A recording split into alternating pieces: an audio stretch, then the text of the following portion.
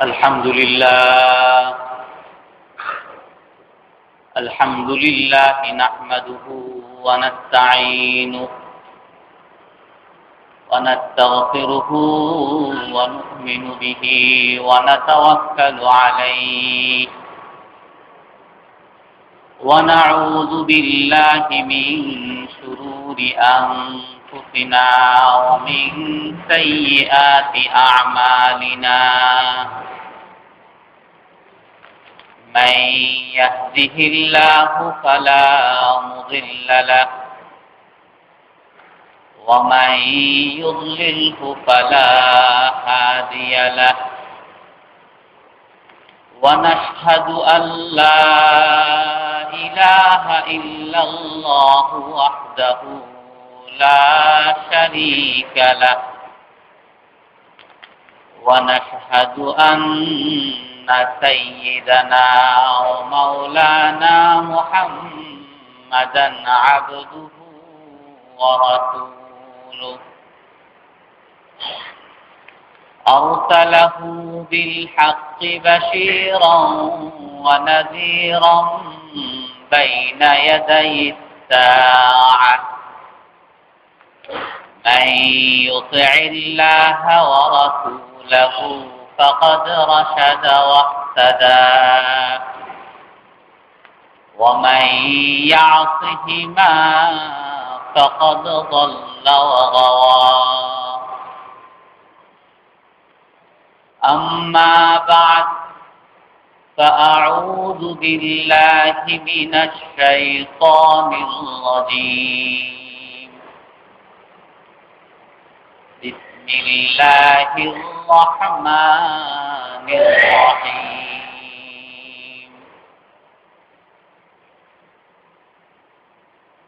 ولا تمدن عينيك إلى ما متعنا به أزواجا منهم زهرة الحياة الدنيا لنفتنهم فيه ورزق ربك خير وأبقى وأمر أهلك بالصلاة واصطبر عليها لا نسألك رزقا نحن نرزقك والعاقبة للتقوى وقال النبي صلى الله عليه وسلم ما الحياة الدنيا في الآخرة إلا مثل ما يجعل أحدكم إصبعه في اليم فلينظر بما يرجع أو كما قال عليه الصلاة والسلام সম্মানিত মুসল্লিয়ানে কেরাম, আমরা জুহুদ বা দুনিয়ার লোভ আকাঙ্ক্ষা ত্যাগের ব্যাপারে আলোচনা করতেছিলাম। হুজুর সাল্লাল্লাহু আলাইহি সাল্লাম এক হাদিসের মধ্যে বলেন, লা ইউসলিহা আখির হাযিহিল উম্মাহ ইল্লা মা আসলাহা আউওয়ালাহা ওয়া আউওয়ালু সালাহি হাযিহিল উম্মাহ ফিল ইয়াকিন ওয়াজ যুহুদ। এই উম্মতের শেষ ভাগের সংশোধন ওই জিনিসের মাধ্যমেই হবে যেই জিনিসের মাধ্যমে এই উম্মতের প্রথম ভাগের সংশোধন হয়েছিল। এই উম্মতের প্রথম দিকে যে সমস্ত লোকজন ছিলেন তাদের সংশোধন যে উপায়ে হয়েছে এই উম্মতের শেষ অংশের সংশোধনও সেই উপায়ই হবে। এই উম্মতের প্রথম অংশের প্রথম ভাগের সংশোধন কির মাধ্যমে হয়েছে? হুজুর সাল্লাল্লাহু আলাইহি ওয়াসাল্লাম বলেন ফিল ইয়াকিন ওয়াজ যুহুদ। এই উম্মতের প্রথম ভাগের সংশোধন হয়েছে আল্লাহর উপর বিশ্বাস এবং দুনিয়ার লোভ ত্যাগের মাধ্যমে। আপনারা সবাই জানেন হুজুর সাল্লাল্লাহু আলাইহি ওয়াসাল্লাম যেই যুগে এসেছিলেন সেই যুগকে আইয়ামুল জাহিলিয়া বা অন্ধকারের যুগ বলা হয়। তখনকার যুগে সর্বনিকৃষ্ট কাজ হতো, মানুষ খুব খারাপ ছিল, মানুষের মধ্যে পাপাচার খুব বেশি ছিল। আর সেই পাপাচার বা দোষ বা খারাপ হওয়ার মূল যে কারণ ছিল সেটা হলো মানুষের,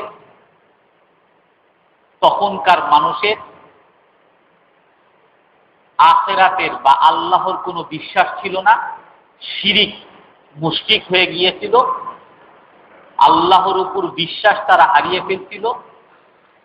আর দ্বিতীয়ত তারা দুনিয়ার মোহে, দুনিয়ার লোভে তারা পড়ে গিয়েছিল। দুনিয়ার আকর্ষণ, দুনিয়ার ফুর্তি, এটাই তাদের কাছে মুখ্য ছিল, যার ফলে তারা নারীদেরকে শুধু ভোগের জিনিস মনে করত, যে নারী হলো শুধু ভোগের, তারা হলো ফুর্তির জিনিস। যার ফলে যেই পিতার কোনো কন্যা সন্তান হতো তার মুখ কালো হয়ে যেত, সে সমাজে বের হতো না, এমনকি অনেকে তার কন্যা সন্তানকে জীবন্ত কবর দিত, যেটা কোরআনের মধ্যে আসছে ওয়াইদা বুশিরা আহাদুহুম বিল উনসা ওয়াল্লা ওয়াজহুহু মুসওয়াদ্দা ওয়া হুয়া কাযীম। যদি কাউকে তখন কোনো কন্যা সন্তান জন্ম লাভ করেছে এই সুসংবাদ যদি কাউকে প্রদান করা হতো, তাদের চেহারা কালো হয়ে যেত দুঃখে।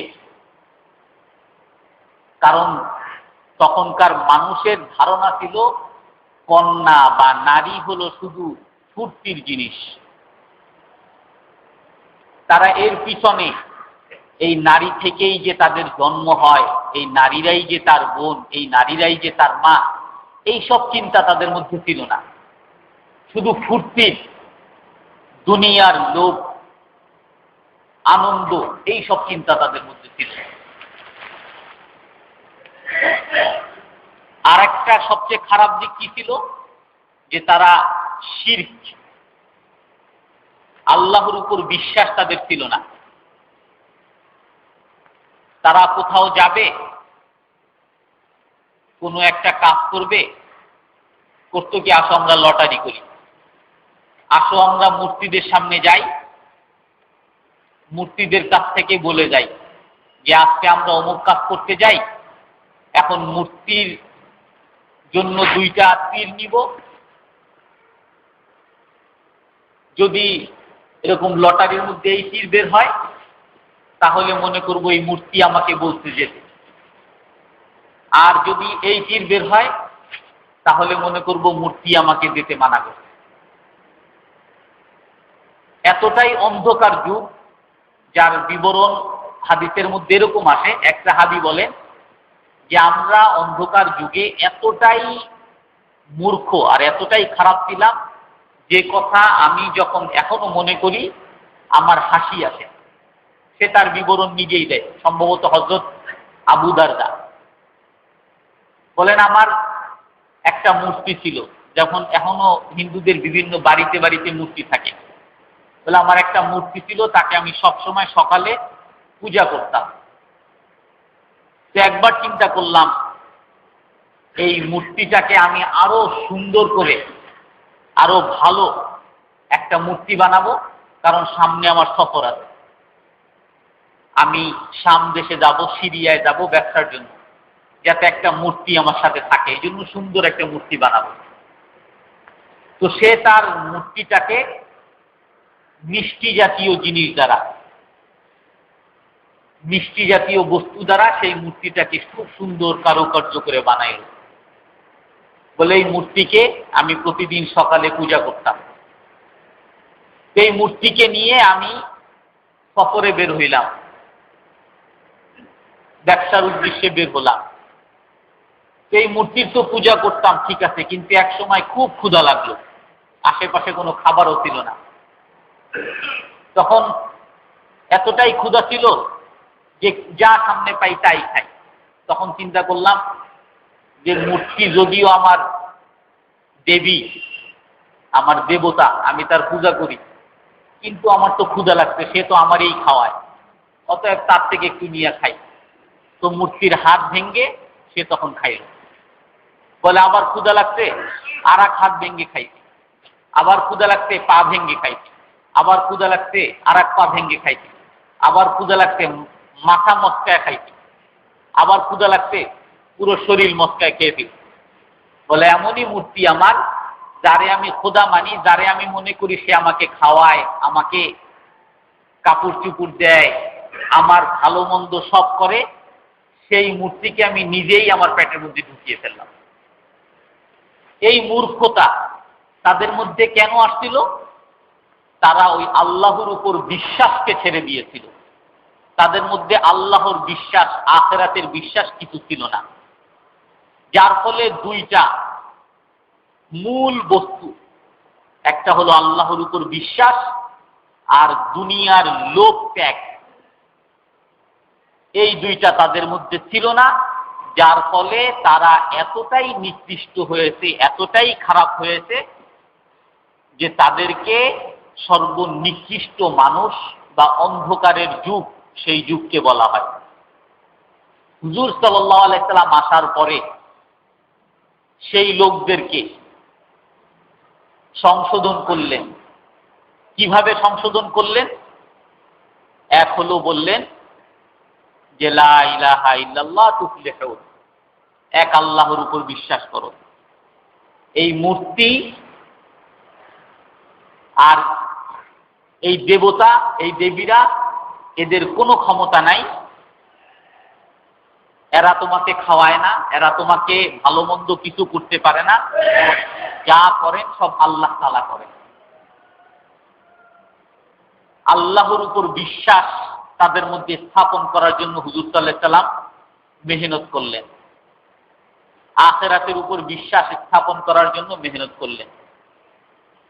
দুনিয়ার মোহ, দুনিয়ার লোভ ত্যাগ করার জন্য হুজুর সাল্লাল্লাহু আলাইহি সাল্লাম মেহনত করলেন। যে তোমরা এই দুনিয়ার জন্য মারামারি করতেছো, যুগের আউস আর খাজরাজ দুই বংশ ছিল, তারা যুগের পর যুগ মারামারি করত। কি নিয়ে মারামারি করত? কি নিয়ে মারামারি করত? যে অমুক লোকের ক্ষেতের মধ্যে আর একজনার গরু আসবে, অমুক লোকের পুকুরের মধ্যে আর একজনার উট এসে পানি পান করছে, সে আমার দুনিয়ায় কেন হাত দিল, সে আমার জিনিসে কেন হাত দিল, তার যদিও ওই উট কিছুই বুঝে না, তারপরও কেন তার উট আমার এখানে আসলো, আমার জিনিস কেন খাইল। এই জন্য গোত্রে গোত্রে যুদ্ধ, এমন যুদ্ধ যে যখন কেউ মারা যায় তখন বলে যায় যে হে সন্তান, তুমি যদি আমার ছেলে হও, তুমি যদি আমার বাপের বেটা হও, আমি যে যুদ্ধ শুরু করছি সেই যুদ্ধ তুমি চালিয়ে যাবা, তুমি এই যুদ্ধ থেকে পিছপা হবা না, যদি আমার বাপের বেটা হও, আমার ছেলে যদি তুমি হও। এইগুলো নিয়ে যুদ্ধ আর যুদ্ধ। কোন মানুষ বাইরে থেকে আসছে, বিনদেশী, তার কাছে সম্পদ, দেখে যে তো এ তো বাইরের মানুষ, এর যদি জিনিসপত্র আমরা কেড়ে নেই কিছুই তো বলতে পারবে না, এর তো কেউ এখানে নাই, ধরো যা আছে সব নিয়ে নাও, ডাকাতি করো। দুনিয়ার জন্য যত মারামারি, যত কাটাকাটি, যুগের পর যুগ যুদ্ধ, তাদের মধ্যে হিংসা বিদ্বেষ, এগুলো সব ওই দুনিয়ার জন্য। এই দুনিয়া ত্যাগের, দুনিয়া লোভ ত্যাগের জন্য হুজুর সাল্লাল্লাহু আলাইহি ওয়াসাল্লাম মেহনত করতেন।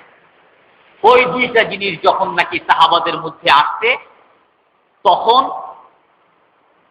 ওই মানুষ, যেই সমস্ত মানুষ সর্বনিকৃষ্ট ছিলেন, তারা সর্বোৎকৃষ্ট মানুষে পরিণত হয়ে গেছে।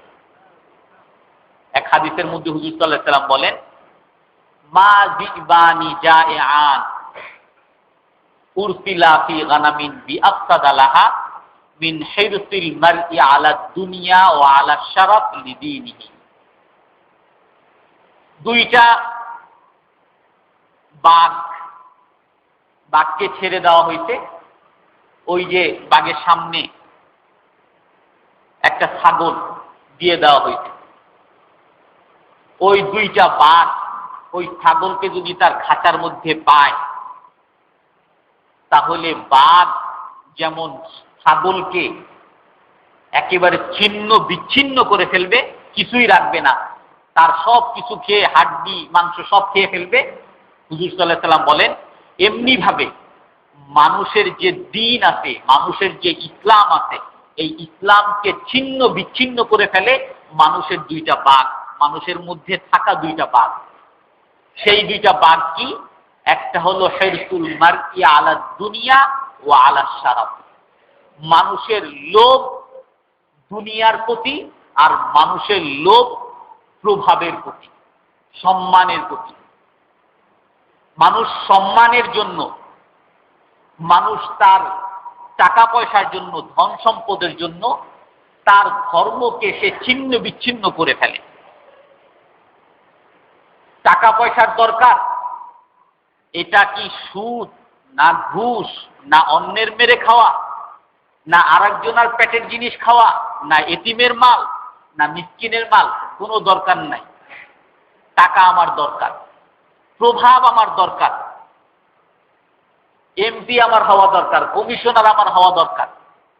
এখন আমার বিরুদ্ধে যে আছে, সে আমার ভাই হোক, আমার আপন ভাই হোক, আমার চাচাতো ভাই হোক, আমার এলাকার মানুষ হোক, সে আমার বিরুদ্ধে কেন, আমার এই এমপি হতে দিবে না কেন? শেষ করো তাকে। আমি এলাকায় ক্ষমতা করতে চাই, আমি চেয়ারম্যান হইতে চাই, আমি মেম্বার হইতে চাই, আমি অমুক হইতে চাই, যে এর বিরুদ্ধে আসবে তাকে ছিন্ন বিচ্ছিন্ন করে ফেল। এই ধর্ম সেইখানে মানুষ শেষ করে ফেলে যখন নাকি মানুষের মধ্যে দুইটা বাঘ আসে। হুজুর সাল্লাল্লাহু আলাইহি ওয়াসাল্লাম বলছেন, এক মানুষের মধ্যে নিহিত থাকা বাঘ হলো দুনিয়ার লোভ, আর একটা হলো মানুষের মধ্যে সম্মান আর প্রভাবের লোভ। এই জন্য যখন এই লোভ মানুষের মধ্যে আসে, তখন সে আর ধর্মকে, ইসলামকে, তার নীতিকে সে কিছুই ঠিক রাখতে পারে না। হুজুর সাল্লাল্লাহু আলাইহি ওয়াসাল্লাম আর হাদিসের মধ্যে বলেন যে লাউ কানা লি ইবনে আদম ওয়াদিয়াম মিন যাহাব লাতামান্না আন ইয়াকুনা লাহু ওয়াদিয়ান আখার ওয়া মা ইয়াবলাউ ইবনা আদম ইল্লা তুরাব। যদি কোনো মানুষের এত বড় লোক, এত কোটিপতি যে তার এক মাঠ ভর্তি তার সোনা, টাকা পয়সা, এরকম মাঠ ভর্তি সোনাওয়ালা, সোনাও যদি সে পেয়ে যায়, কোটিপতিও যদি হয়ে যায়, তারপরও তার লোভ থাকে যে এরকম আর একটা মাঠ ভর্তি সোনা তার হবে, তার পেট ভরবে না। সে কোটিপতি হয়েছে, এখন বিলিয়নার হওয়ার জন্য তার দৌড়ঝাঁপ, তার মারামারি, তার হানাহানি, তার হিংস্রতা। বলে হুজুর সাল্লাল্লাহু আলাইহি ওয়াসাল্লাম বলেন হাদিসের শেষে যে বনি আদমের পেট কখনো ভরবে না, কোনো টাকা পয়সা, কোটি কোটি টাকা পয়সা, বিলিয়ন আর মিলিয়ন টাকা পয়সা দিয়েও মানুষের পেট ভরবে না। পেট ভরবে কিসের দ্বারা? ইল্লা তুরাব। বনি আদমের পেট ভরবে একমাত্র মাটি দ্বারা। বনি আদমের পেট ভরবে একমাত্র মাটি দ্বারা। সে যখন মারা যাবে তার পেটের মধ্যে মাটি ঢুকবে, তখন তার আশা, তখন তার এই আকাঙ্ক্ষা শেষ হবে, তার আগে তার আকাঙ্ক্ষা শেষ হবে না। সে শুধু চাইবে আর চাইবে, চাইবে আর চাইবে। দুনিয়াটা এমনই আকর্ষণীয়, আল্লাহ তাআলাই বলছেন যুইয়িনা লিন-নাস, মানুষের জন্য আমি আকর্ষণীয় করে দিয়েছি দুনিয়াটাকে। এমনই আকর্ষণীয় যে মানুষ এটাকে শুধু পেতেই চাইবে, পেতেই চাইবে। মানুষের পেট কখনো ভরবে না। কিন্তু হুজুর সাল্লাল্লাহু আলাইহি ওয়াসাল্লাম আর হাদিসের মধ্যে বলতেন, একবার আমাদের স্কুল কলেজে বা মাদ্রাসায় ব্ল্যাকবোর্ডে একে একে যেভাবে জ্যামিতি শিখায়, হুজুর সাল্লাল্লাহু আলাইহি ওয়াসাল্লাম এরকম তার সাহাবাদেরকে শিখাইতেছেন। হুজুর সাল্লাল্লাহু আলাইহি ওয়াসাল্লাম এভাবে আঁকতেন, একটা গোল আকৃতি করতেন, তারপরে মাঝখানে একটা এরকম চিহ্ন দিতেন, তারপরে এরকম ছোট ছোট অনেকগুলো এভাবে আঁক টানতেন। আর আঁকগুলো সব ওই গোল আকৃতি থেকে বের হয়ে গেছে। এখন সাহাবাদের জিজ্ঞেস করতেছে, আচ্ছা বলো তো, এই যে আমি একটা গোলাকার একটা আকৃতি করলাম, যে এইটা কি বলতে পারো তোমরা? সাহাবায়ে কেরাম বলেন, আল্লাহর রাসূলই ভালো জানে। বলে যে এই যে অনেকগুলো দাগ আমি যে কাটলাম, এই দাগগুলো কি বলতে পারবা? বলে আল্লাহর রাসূলই ভালো জানে। বলে এই যে মাঝখানে যে একটা কি করছি, এটা কি বলতে পারবা? আল্লাহর রাসূলই ভালো জানেন। তখন হুজুর সাল্লাল্লাহু আলাইহি ওয়াসাল্লাম সাহাবাদেরকে বুঝান, দেখো এই যে মাঝখানে এ হলো একজন মানুষ, আর এই যে চারপাশে একটা দাগ, এটা হলো মানুষের আয়ু, মানুষ এই কয়দিন বাঁচবে, এই 60 বছর বাঁচবে। আর এই যে অনেকগুলো দাগ যেটা নাকি ওই গোল থেকেও বের হয়ে গেছে দাগগুলো, এগুলো হলো মানুষের আশা। মানুষ বাঁচবে 60 বছর, কিন্তু তার আশাটা হইলো, যেই আশা সে করতেছে সেই আশাটা পূরণ হবে 200 বছরে। সে আশা করতে তার 124 তলা বিল্ডিং হইতে হবে, 5 তলা একটা বিল্ডিং হইতে হবে। সে মাত্র চাকরি শুরু করছে, তার আশা হইলো আমি চাকরি করতেছি, তারপর 60 বছর চাকরি হবে, তারপরে পেনশন পাবো, সেইখানে 30 লাখ টাকা পাবো, সেইখান থেকে একটা জমি কিনবো, জমি কিনে তারপরে ডেভেলপারকে দিব, ডেভেলপারকে দেওয়ার পরে ডেভেলপার আমারে হয়তো 2-3টা ফ্ল্যাট দিবে, সেই 2-3টা ফ্ল্যাট আবার বিক্রি করব, বিক্রি করে আবার আরেক জায়গায় জমি কিনবো, তারপরে জমি কিনে সেখানে আবার আমি 6 তলা বাড়ি করব। যেই প্ল্যান করছে সেই প্ল্যান পুরো হওয়ার, সেই আশা পুরো হওয়ার জন্য সময় লাগবে 200 বছর। আর তার আয়ু হইল 60 বছর। একবার আল্লামা তশতরি একজন ছিলেন, সে এসে বলতেছে যে মালাকুল মউত হযরত আজরাইল মারা গেছে, মালাকুল মউত মারা গেছে, হযরত আজরাইল মারা গেছে। এখন সে এত বড় একজন বুজুর্গ মানুষ, আলেম মানুষ, বলে কি? তখন সবাই এসে তাকে বুঝতে, যে আপনি কি বলতেছেন, হযরত আজরাইল মারা গেছে, মালাকুল মউত মারা গেছে, আপনি কি কোনো স্বপ্ন দেখতেন? বলে যে না, এই যে দেখো আমাদের আরেক যে বড় পণ্ডিত, সে তো আমার সমবয়সী, আমার সাথেই লেখাপড়া করতে। সোহাইল, একে শুনলাম ও নাকি, বলে আমার বয়স এখন 60 বছর, ওর বয়সও 60 বছর, কিন্তু ওকে শুনলাম ও সমুদ্রের পাড়ে একটা বাড়ি লিজ নিতে সরকার থেকে। কত বছরের জন্য? 100 বছরের জন্য। 100 বছরের জন্য লিজ নিতে। এর বয়স হলো এখন হইল 60 বছর। এ বাড়ি নিতে ওইখানে ফুর্তি করার জন্য, একটু আরাম করার জন্য যাবে 100 বছরের জন্য। এখন ওর কাছে যদি খবর না আসে হযরত আজরাইল মারা গেছে, তাহলে ও আরো 100 বছরের জন্য কিভাবে একটা বাড়ি লিজ নেয়? নিশ্চয়ই এর কাছে খবর আসছে যে হযরত আজরাইল মারা গেছে, এ আরো 100 বছর, আরো 200 বছর বাঁচবে, এই জন্য 100 বছরের জন্য সে বাড়িটা ভাড়া করছে। এরকম কথা যদি আসে আমাদের সবার ক্ষেত্রেই, আমাদের সবাইকে দেখি, এই জন্যই হযরত আনাস রাদিয়াল্লাহু তাআলা আনহু সম্ভবত উনি বলতেছেন, ইন্নাকুম লাতা'মালুনা আ'মালান হিয়া আদাক্কু ফি আ'য়ুনিকুম মিনাশ শা'র ওয়া কুন্না না'উদ্দুহা ফি আহদি রাসূলিল্লাহি সাল্লাল্লাহু আলাইহি ওয়াসাল্লাম মিনাল মুবিকাত, যে আমরা তোমাদেরকে দেখতেছি হযরত আনাস এর পরের হুজুর সাল্লাল্লাহু আলাইহি ওয়াসাল্লামের পরের যুগ তাবিঈনদের যুগ। তো তখনকার তাবিঈনরা বা তাবিঈনরা একটু দুনিয়ামুখী হইতে, তাদের মধ্যে আগে যেমন সাহাবারা খুবই অসচ্ছল জীবন যাপন করতেন, তো তাদের মধ্যে একটু সচ্ছলতা আসছে, একটু তারা তাদের থেকে একটু ব্যতিক্রম হইতে। আর এইটা দেখেই, ব্যতিক্রম দেখেই হযরত আনাস বলেন কি, যে তোমরা এমন এমন কাজ করতেছো, অথচ এই কাজগুলো তোমাদের কাছে এক চুলের চেয়েও খুব খাটো খাটো মনে হইতেছে, খুব ছোট ছোট, তোমাদের চোখে এই জিনিসগুলো খুবই ছোট, তোমরা এগুলা খুব গুরুত্ব দিয়ে কিছুই মনে করো না। অথচ আমরা এই সমস্ত কাজকে হুজুর সাল্লাল্লাহু আলাইহি সাল্লামের যুগে বিরাট কবিরা গুনাহ মনে করতাম। তোমরা যে কাজগুলো সগীরা বা কোনো গুনাহই মনে করো না, এই সমস্ত কাজগুলোকে আমরা রাসূলের যুগে কবিরা গুনাহ মনে করতাম। তো আমাদের কাজগুলোকে যদি হুজুর সাল্লাল্লাহু আলাইহি সাল্লাম বা তার সাহাবারা দেখতেন, তাহলে কি কবিরা গুনার পরে আর কি আছে, কোনটাই মনে করতেন আল্লাহ তাআলাই জানেন। তো সেই হুজুর সাল্লাল্লাহু আলাইহি সাল্লাম সাহাবাদের পিছনে ওই দুই জিনিসের মেহনত করতেন, এক আল্লাহর বিশ্বাস, দুনিয়ার মোহ ত্যাগ। আর এটা করার ফলে সাহাবাদের মধ্যে এমন ভাব আসছে, হুজুর সাল্লাল্লাহু আলাইহি সাল্লামের ঘরের মধ্যে এমন ভাব আসছে যে তাদের মধ্যে দুনিয়ার লোভ বলতে আর কিছু অবশিষ্ট নাই,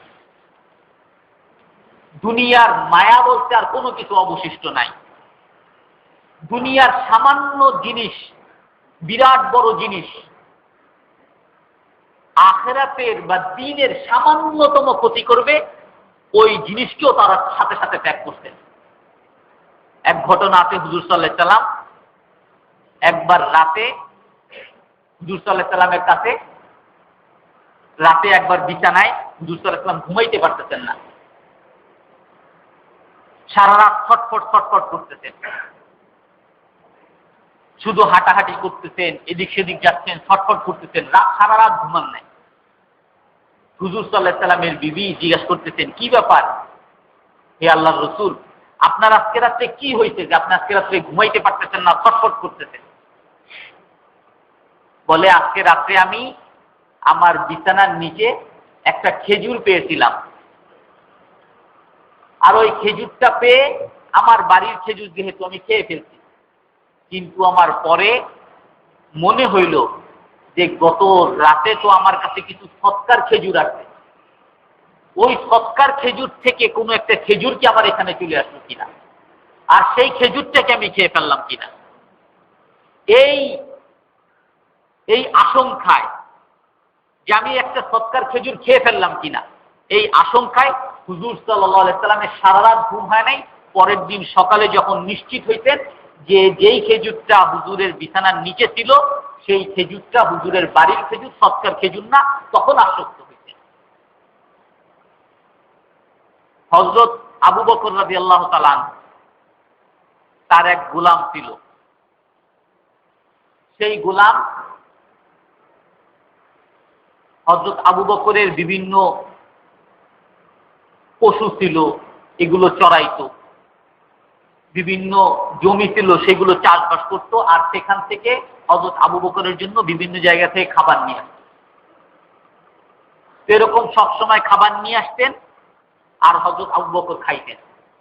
তো একদিন কিছু খাবার নিয়ে আসতে হযরত আবু বকর আনার সাথে সাথে খেয়ে ফেলতেন। তখন সেই গোলাম জিজ্ঞাসা করতেছে যে, হে খলিফাতুল মুসলিমিন, তখন খলিফা হযরত আবু বকর, যে আপনি তো, আমি যখনই কোনো খাবার নিয়ে আসি আপনি আমাকে জিজ্ঞাসা করেন আমি এই খাবার কোত্থেকে আনছি, এটা কি আপনার ক্ষেত থেকে আনছি, নাকি আপনার পশু থেকে আনছি, নাকি আপনার কোনো সম্পদ থেকে আনছি, আপনি তো জিজ্ঞাসা করেন, নাকি আপনার কোনো ঘর থেকে আনছি, আপনি তো সবসময় জিজ্ঞাসা করেন যে আমি এই খাবার কোত্থেকে আনছি, কিন্তু আজ তো আপনি জিজ্ঞাসা করলেন না। হযরত আবু বকর বলতেছেন যে আজ আমার খুব ক্ষুধা ছিল, আমি এতই ক্ষুধার্ত ছিলাম যার কারণে তোমাকে জিজ্ঞেস করার মতো আমার আর সুযোগ হয় নাই, এখন তুমি বলো কোত্থেকে এই খাবার আনছো। তখন সেই গোলাম বলতেছে যে আমি জাহিলিয়ার যুগে মন্ত্রতন্ত্র পড়ে মানুষের চিকিৎসা করতাম, বিভিন্ন মন্ত্রতন্ত্র দিয়ে মানুষের চিকিৎসা করতাম। তো এরকম এই এক গ্রামে আমি একবার জাহিলিয়ার যুগে গিয়েছিলাম, আর সেখানে একজন অসুস্থ ছিল, আমার কাছে নিয়ে আসতে, আমি মন্ত্রতন্ত্র করে দিছি, আর সে ভালো হয়ে গেছিল। সেখান থেকে আমাকে বলছিল, এখন তো তোমাকে কিছু দিতে পারতেছি না, আমাদের কাছে কিছু নাই, পরবর্তীতে তোমাকে কিছু দিব। বলে আজ আমি সেখানে গিয়েছিলাম, আর সেখানে গিয়ে দেখি তাদের ওখানে বিবাহের অনুষ্ঠান। তো আমাকে দেখে তারা বলতেছে, আরে তুমি তো আমাদের পুরান মানুষ, আমাদের একবার চিকিৎসা করিয়েছিলা, আসো কিছু খাবার নিয়ে দাও।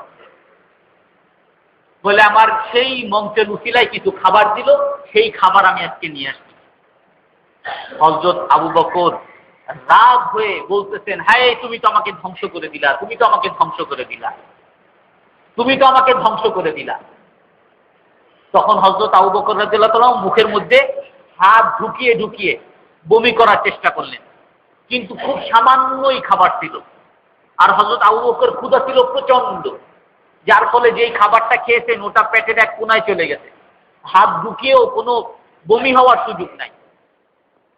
তখন হযরত আবু বকর এই দশা দেখে, বমি করার ইচ্ছা আর বমি করার চেষ্টা দেখে আশেপাশে যারা ছিলেন তারা বলতেছেন, হে খলিফা, আপনি পানি খান, পানি পান করেন, বেশি করে যদি পানি পান করেন তাহলে বমির চেষ্টা করলে বমি হবে।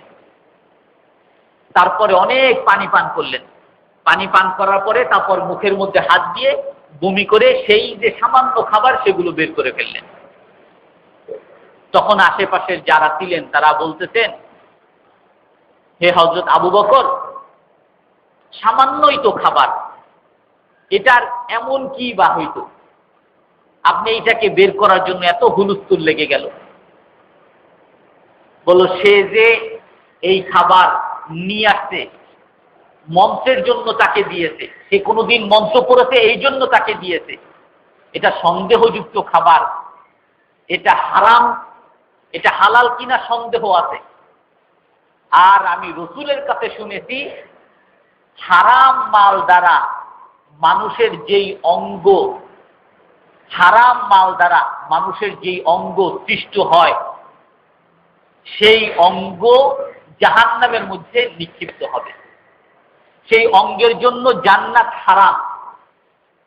তো আমার ভয় হইতেছিল এই হারাম হওয়ার আশঙ্কাযুক্ত এই খাবার আমার পেটের মধ্যে ঢুকে হজম হয়ে এইটার দ্বারা আমার কোনো অঙ্গ প্রত্যঙ্গ হয়, আমার শরীরের মধ্যে শরীরের মধ্যে কোনো উদ্যম আসে, কোনো শক্তি আসে, আর এর ফলে আমার পুরো শরীর জাহান্নামের মধ্যে নিক্ষিপ্ত হয়, এটা আমি বরদাস্ত করতে পারলাম না, এই জন্য আমি বের করে ফেলছি। হযরত ওমর ইবনে আব্দুল আজিজ একবার সে মসজিদে বসে আছে, তো তার ছেলে তার পাশে বসা, তো কিছু খেজুর বাইতুল মালে রাখার জন্য কিছু খেজুর আসছে, মুসলমানদের জন্য কিছু খেজুর আসছে। তো সেই খেজুর তার সামনে রাখা হইতে, তার ছেলে পাশে বসা ছিল, সে একটা খেজুর নিয়ে মুখের মধ্যে দিতে। হযরত ওমর ইবনে আব্দুল আজিজ ওই ছেলেকে এমন চটকানা দিতে যে সে ঘুরে পড়ছে, আর তার মুখ থেকে বের করে সেই খেজুর বের করে ফেলছে। তখন সেই ছেলে ওই থাপ্পড় খেয়ে কাঁদতে কাঁদতে বাড়িতে গেছে, বাড়িতে গিয়ে এইগুলো বলল যে আমার বাবা তো আমাকে মারতে, কি জন্য মারতে? বলে যে আমি একটা খেজুর মুখে দিয়েছিলাম। তখন সে তার ঘর থেকে টাকা পয়সা দিয়ে বাজার থেকে খেজুর এনে তাকে খেজুর খাওয়াইছে। যখন হযরত ওমর ইবনে আব্দুল আজিজ বাড়িতে আসলো, তাকে জিজ্ঞাসা করতেছে তার স্ত্রী, তার বিবি, যে আমার সন্তানটা তো একটা খেজুরই খেয়েছে, আর এই খেজুর তো আমি যতটুকু শুনলাম এটা রাষ্ট্রের খেজুর, এর মধ্যে আপনারও তো ভাগ আছে, আপনিও তো এই খেজুর থেকে পাবেন, তো সেখান থেকে সে একটা খাইছে, এই জন্য তাকে কি এরকম মারতে হয়, তাকে মানুষের সামনে তার মুখ থেকে এইভাবে বের করতে হয়? হযরত ওমর ইবনে আব্দুল আজিজ বলেন যে সেই খেজুরের মধ্যে যদিও আমার ভাগ ছিল, তখনও ভাগ বটোয়ারা হয়নি, অতএব তখনও সেই মাল জাতীয় মাল, মানুষের মাল, মানুষের সম্পদ, আর এই সম্পদ থেকে একটা সামান্য খেজুরি হোক না কেন আমার সন্তান মুখে দিবে, এটা আমি কখনো বরদাস্ত করতে পারবো না।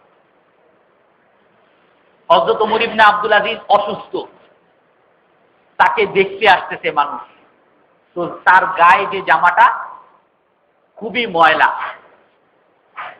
তখন বলতেছে সাঈদ ইবনে মুসাইয়্যিব, সম্ভবত তাবেঈন, বলতেছেন যে ভাবি, হযরত ওমর ইবনে আব্দুল আজিজের গায়ে যে কাপড়টা এটা তো অনেক ময়লা, আপনি একটু পরিষ্কার করে দেন, ধুয়ে দেন। আবার একদিন বা 2 দিন পরে আসছে অসুস্থতাকে দেখার জন্য, সেই ময়লা কাপড়ই তার পরা। তখন সে ওই মহিলার, ওই বিবির আত্মীয় স্বজন নিয়ে এটা বলতেছেন, দেখেন হযরত ওমর ইবনে আব্দুল আজিজ এখন অসুস্থ, আর সে বাড়িতে এরকম অসুস্থ আছে, আর তার অবহেলা করা হয়েছে। আপনার বোন এরকম তার অবহেলা করতেছে। আমি 2 দিন আগে তার এরকম ময়লা কাপড় দেখে এসে বললাম যে এই কাপড়টা একটু ধোয়ার ব্যবস্থা করেন, আবার 2 দিন পরে গেলাম, দেখি যে সেই ময়লা কাপড়ই তাকে পরায় আছে। তখন তার বিবি বলতেছে, তার বিবি তখনকার আব্দুল মালিক যে বাদশা ছিল, সেই বাদশার মেয়ে ছিল, তার আগের যে বাদশা। তখন তার স্ত্রী বলতেছে যে ওমর ইবনে আব্দুল আজিজের একটাই মাত্র জামা, সেই জামা তাকে এখন পরায় রাখতে হইতেছে, অসুস্থ, যদি খুলে ফেলি ঠান্ডা লাগতেছে, ধোয়ার মতো সুযোগ পাইতেছি না যে তাকে ধোয়া অন্য কোনো একটা কাপড় দিয়ে তাকে ঢেকে এই কাপড়টা ধুয়ে যে আবার পরাবো, সেই সুযোগ আমি পাইনি, কারণ তার একটাই মাত্র জামা। অথচ সে তখনকার খলিফা, ওমর ইবনে আব্দুল আজিজ তখনকার খলিফা। হযরত ওমর রাদিয়াল্লাহু তাআলা আনহু নিজের সামনে একদিন, সম্ভবত এক সাহাবী আবু মুসা আশআরী, খাবার নিয়ে আসছে, মুরগি, গোশত টোস্ত নিয়ে আসছে। হযরত ওমর রাদিয়াল্লাহু তাআলা আনহু খাবেন না, বলেন যেটা আমি আপনাকে হাদিয়া করতেছি, আপনি খান। ওমর বলতেছেন যে আমার খেলাফতের সমস্ত মানুষ কি আমার মতো এরকম গোশত খাইতে পারতেছে? বলে না, সবাই তো হয়তো গোশত খাওয়ার সামর্থ্য নাই। বলে সবার যদি গোশত খাওয়ার সামর্থ্য না থাকে, আমি কেন গোশত দিয়ে আজকে দুপুরে ভাত খাবো? হযরত আবু হুরায়রা রাদিয়াল্লাহু তাআলা আনহু একবার বের হইতেন, মাররা বিকাউমিন বাইনা আইদিহিম ওয়া শাতুন মাসলিয়া, কিছু লোকের সামনে দিয়ে যাচ্ছেন, তারা একটা ছাগল ভুনা করে সবাই মিলে খাচ্ছে। হযরত আবু হুরায়রাকে ডাকতেন যে হে সাহাবী, আপনি আসেন, আমাদের সাথে একটু খান। হযরত আবু হুরায়রা অস্বীকার করলেন, আর বলতেছেন কুবিযা রাসূলুল্লাহ সাল্লাল্লাহু আলাইহি ওয়াসাল্লাম ওয়া আকালা মিন খুবজি শাঈর। বলে হুজুর সাল্লাল্লাহু আলাইহি সাল্লাম এই দুনিয়া থেকে গেছে বেশি দিন হয় নাই, আর হুজুর সাল্লাল্লাহু আলাইহি সাল্লাম এই দুনিয়াতে যতদিন ছিলেন ওই চিটাযুক্ত রুটি দ্বারাই তার জীবন যাপন হয়েছে। কখনো তার সামনে এরকম ছাগল ভুনা খেতে আমি দেখি নাই। সেই ছাগল ভুনা আমি কিভাবে খাই? তো ওই সাহাবাদের মধ্যে দুনিয়ার লোভকে এমন ভাবে হুজুর সাল্লাল্লাহু আলাইহি সাল্লাম ত্যাগ করেছেন যে এক একজন সাহাবা, এক একজন খলিফা, তাদের সামনে দুনিয়া সব আসার পরেও তারা ইচ্ছা করলে হাজার হাজার টাকা পয়সা, কোটি কোটি টাকা পয়সা তারা গ্রহণ করতে পারেন। সেগুলো গ্রহণ না করে একটা গোশত পর্যন্ত তারা গ্রহণ করেন না, একটা খেজুর পর্যন্ত তারা গ্রহণ করেন নাই, কারণ তাদের মধ্যে দুনিয়ার কোনো লোভই ছিল না।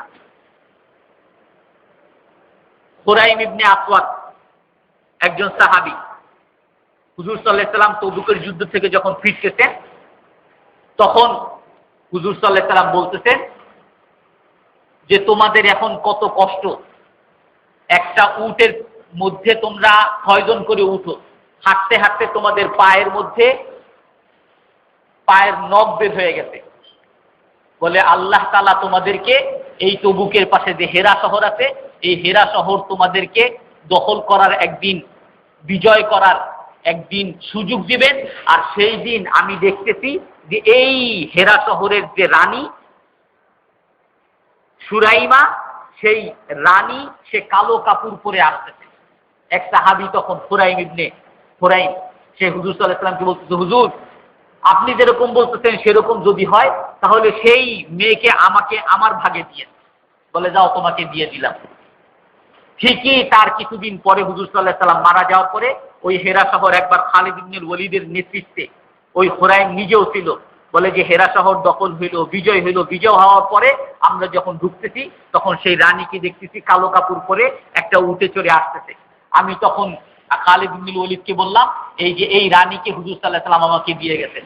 তখন বলেন তোমার সাক্ষী দাও। আমি সাক্ষী নিয়ে আসলাম মুহাম্মদ ইবনে মুসলামা আর একজন সাহাবীকে, দুইজনকে সাক্ষী নিয়ে আসলাম। বলে হ্যাঁ এরকম একদিন ঘটছিল, হুজুর সাল্লাম বলছিল আর তাকে দিতে, বলে এটা আমার। তখন খালিদ ইবনে ওয়ালিদ তাকে দিয়ে দিতে।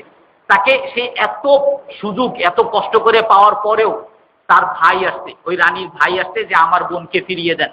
বলে আপনার বোনকে ফিরিয়ে দিব? অন্য সাহাবীরা বলছে যে তাকে এমনি দিবা না, টাকা নিয়ে দিবা। বলে আপনি কত টাকা চান? বলে যে আমি 100 টাকা চাই, 10 টাকা চাই। বলে 10 টাকা মানে 1000 টাকা দিয়ে তারে ফেরত নিয়ে চলে গেছে। এখন অন্যান্য সাহাবীরা বলতেছে যে তুমি যদি 10 না বলে 10,000 যদি বলতা, মানে 1 কোটি টাকাও যদি বলতা, সে তো রাজার ছেলে, সে তোমাকে দিত। বলে তো আমি 10 উপরে তো গণনাই জানি না, 10 উপরে যে গণনা আছে একটা, সেটাই আমি জানি না। আমি যদি জানতাম 10,000 হয় তাহলে আমি তো সেটাই চাইতাম। মানে সাহাবাদের মধ্যে হুজুর সাল্লাল্লাহু আলাইহি ওয়াসাল্লাম দুনিয়ার লোভকে, দুনিয়াকে এমন ভাবে দূরে সরাইতেন যে তারা দুনিয়া সম্পর্কে আর কোনো চিন্তা ছিল না, যা আসে আলহামদুলিল্লাহ। তাদের সামনে হলো আখিরাত। যেমন যেই হাদিসটা আমি হুজুর সাল্লাল্লাহু আলাইহি ওয়াসাল্লামের সর্বপ্রথম যেটা পড়েছি, হুজুর সাল্লাল্লাহু আলাইহি ওয়াসাল্লাম বলেন যে দুনিয়া আখিরাতের সামনে তার দৃষ্টান্ত হলো এরকম, তোমাদের কেহ যদি তোমরা সমুদ্রের মধ্যে হাত ঢুকাও, সমুদ্র থেকে তোমার আঙ্গুলের সাথে যেই ফোঁটা পানি আসবে, সেই ফোঁটা পানি হইল দুনিয়া, আর সমুদ্রটা হইল আখিরাত। আখিরাতের তুলনায় দুনিয়াটা খুবই সামান্য, যার কোনো মূল্য নাই আল্লাহর কাছে। আল্লাহর কাছে যদি দুনিয়ার মূল্য জানাহা বাউদাতিন, একটা মশার পাখা বরাবর যদি হইতো, মা সাকা মিনহা কাফেরান, হুজুর সাল্লাল্লাহু আলাইহি ওয়াসাল্লাম বলতেছে একটা কাফেরকে এক ঢোক পানি পান করাইতেন না। কারণ দুনিয়ার মূল্য আর কাছে নাই, এই কারণে কাফের মুশরিক আল্লাহ শত্রু সবাইকে ভৈরা ভৈরা দুনিয়া দিতেছেন, কিন্তু আখিরাত কাফের মুশরিককে আল্লাহ দিবেন না।